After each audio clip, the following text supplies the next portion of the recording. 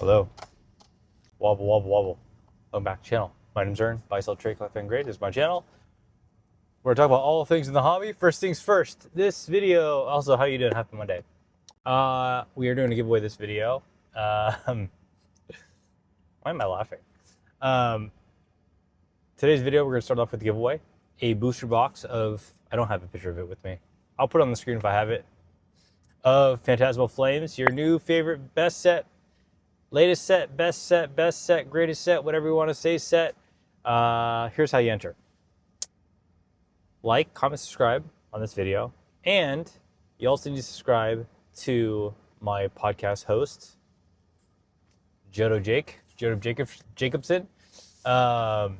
Like, comment, subscribe on my channel on this video. Subscribe to Jake's channel. This is a collaboration which he doesn't know that I'm doing because I'm such a good friend. I'm just kidding.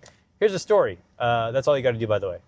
I sold a bunch of slabs and this past week, and I totally forgot in my paper-handed stupor that I sold 2 slabs that he wanted to buy for me. So this is my make good. Sorry, Jake. I apologize, but this is my make good and my apology to you. That's all you got to do to enter this giveaway. Like, comment, subscribe, and I'll subscribe to Jake's channel. Okay, second reminder.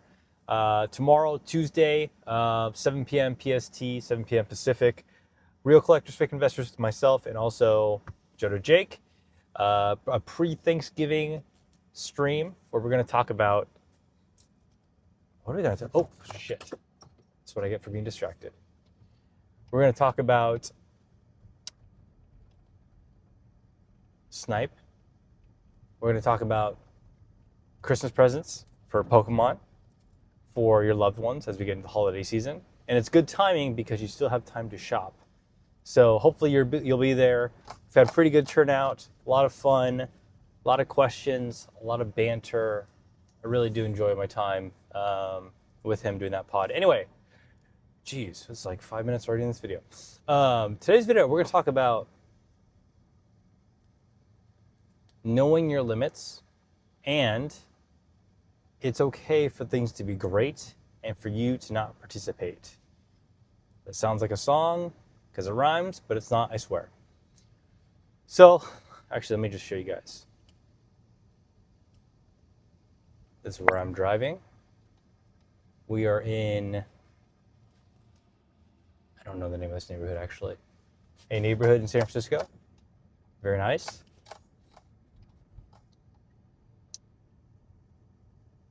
Okay, I didn't get that capture, did I? Anyway, here, very nice. You can see. Let me talk about a game that came out. It's called Arc Raiders. Have you guys heard of Arc Raiders? I'm starting this video off with a story. There's a game that just came out called Arc Raiders. If you're unfamiliar, it's a third-person shooter. So third person behind the character, kind of like Fortnite, Gears of War, those type of games.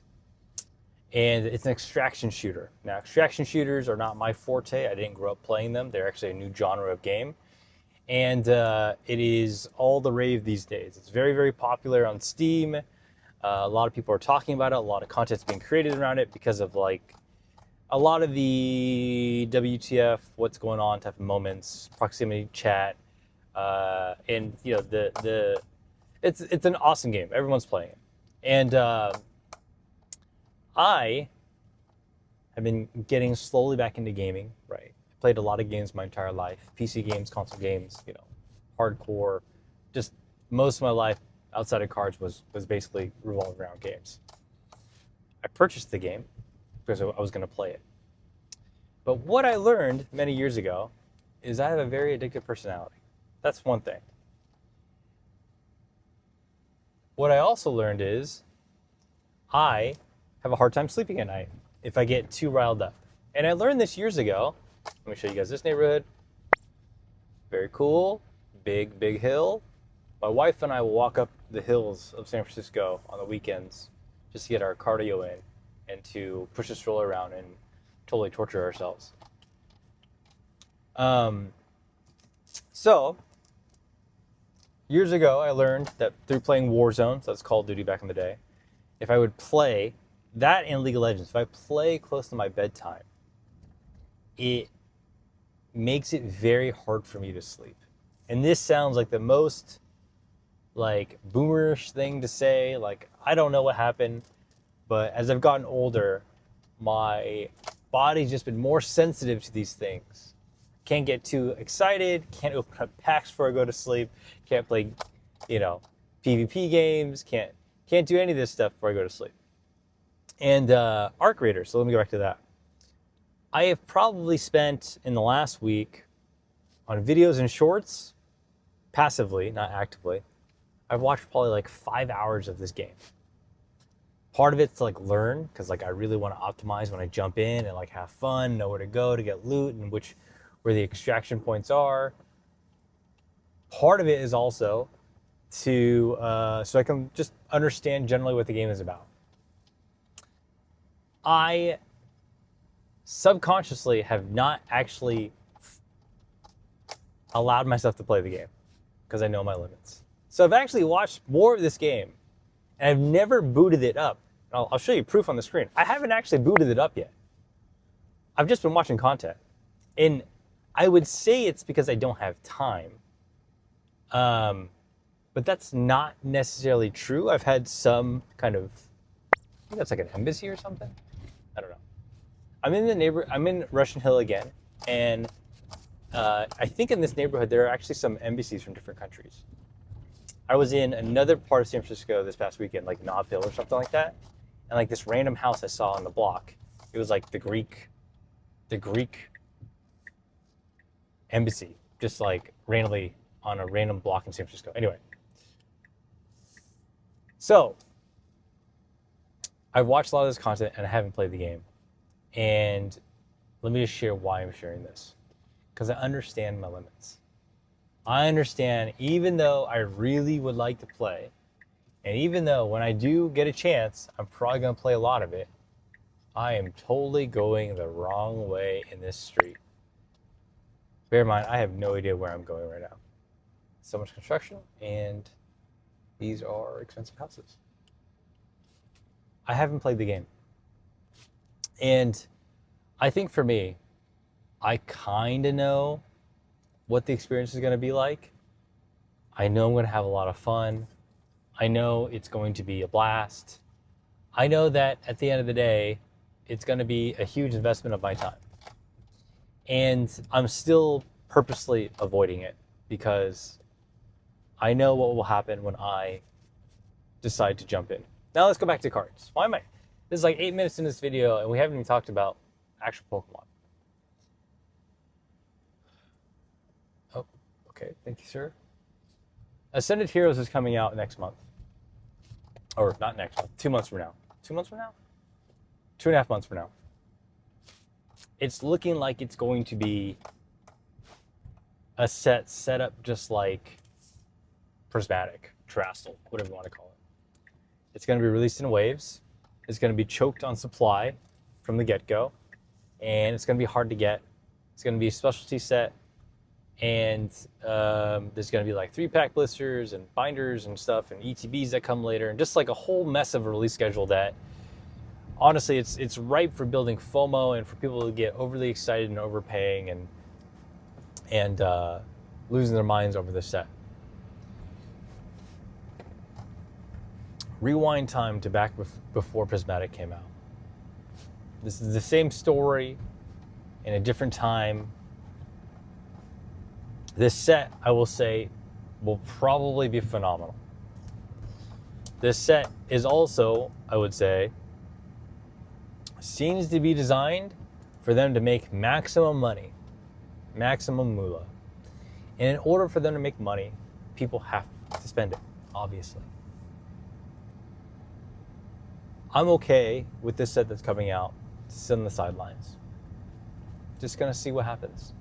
If I stumble upon a link to buy some at MSRP, if I'm at a show and I see an overpriced ETB that I can just trade into, because why not? Maybe I'll dabble, right? But I was already burnt before once. Burnt? I was already burned once by Prismatic's pull rates. I did rip 600 packs within that first month. Guilty.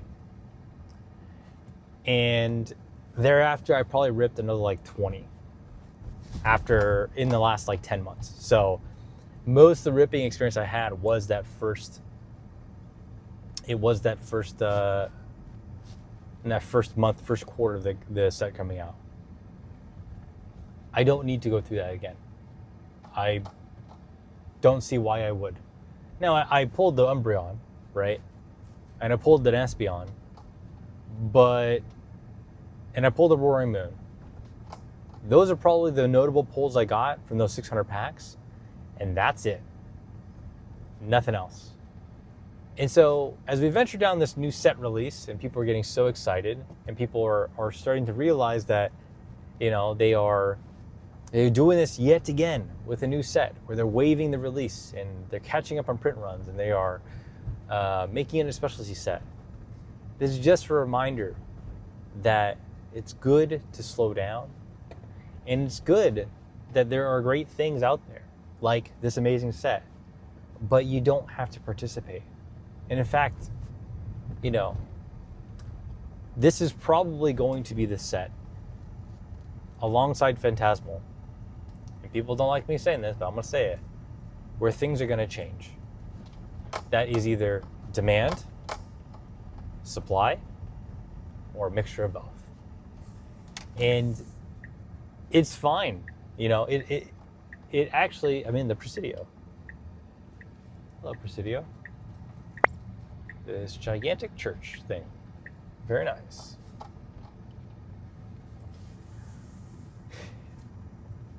One thing I've learned throughout all of this crazy hobby, is doing nothing and just observing is a skill in itself.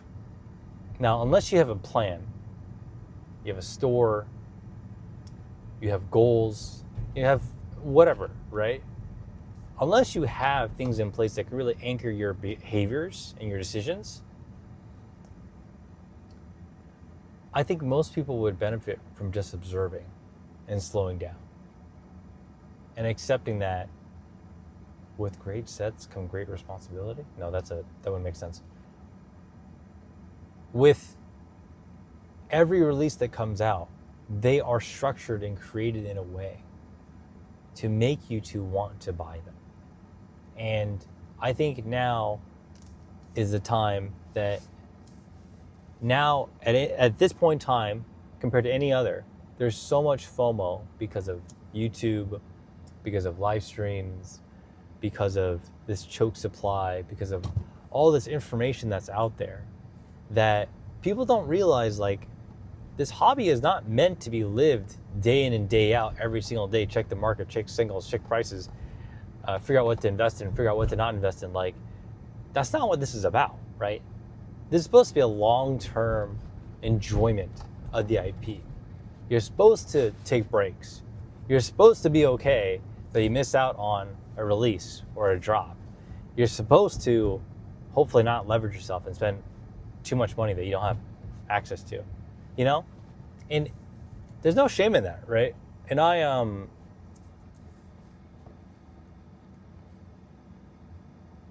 you really got to know your limits. And I'm guilty of that through and through since I've been back in the last 5 years.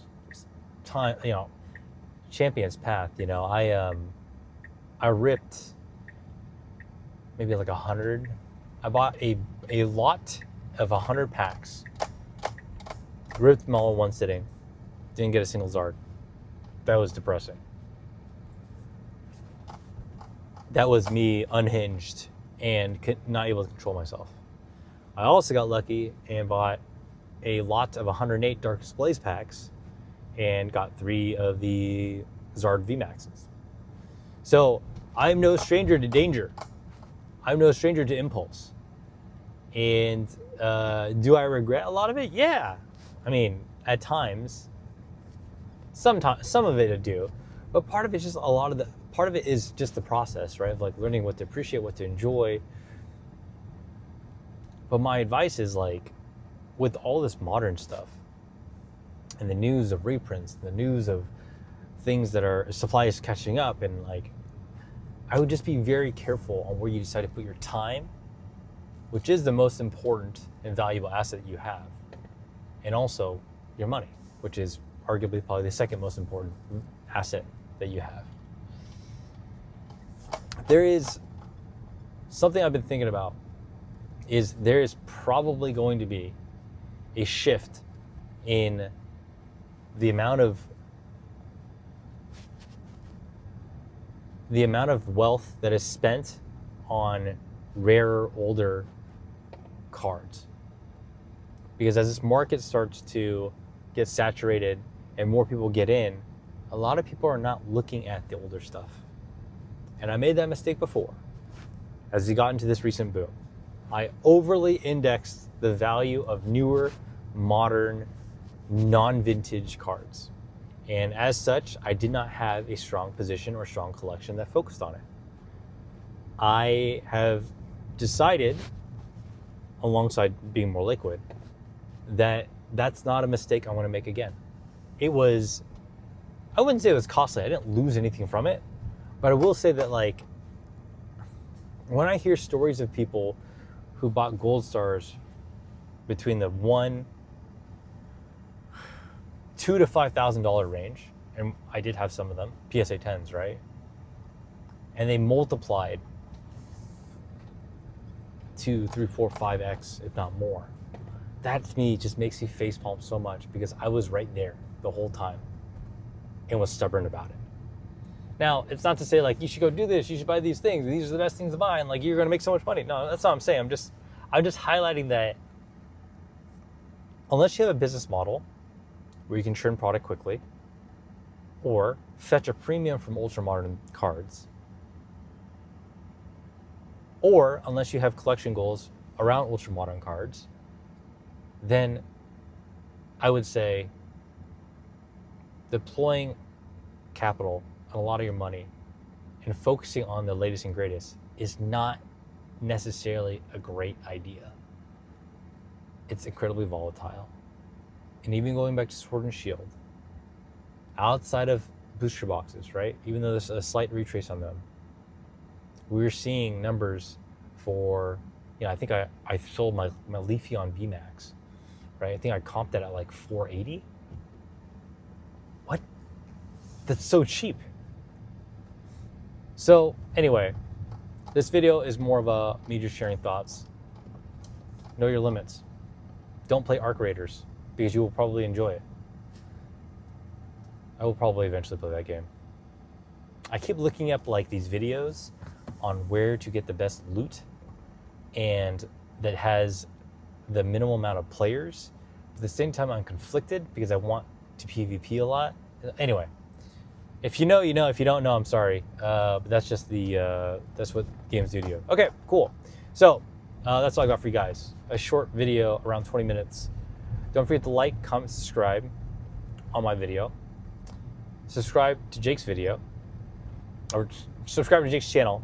I will pull the winner in 2 weeks. You got 2 whole weeks. That's it. 2 whole weeks to enter. All right, that's all I got for you guys. Thanks for watching. I'll catch you guys in the next one. Peace.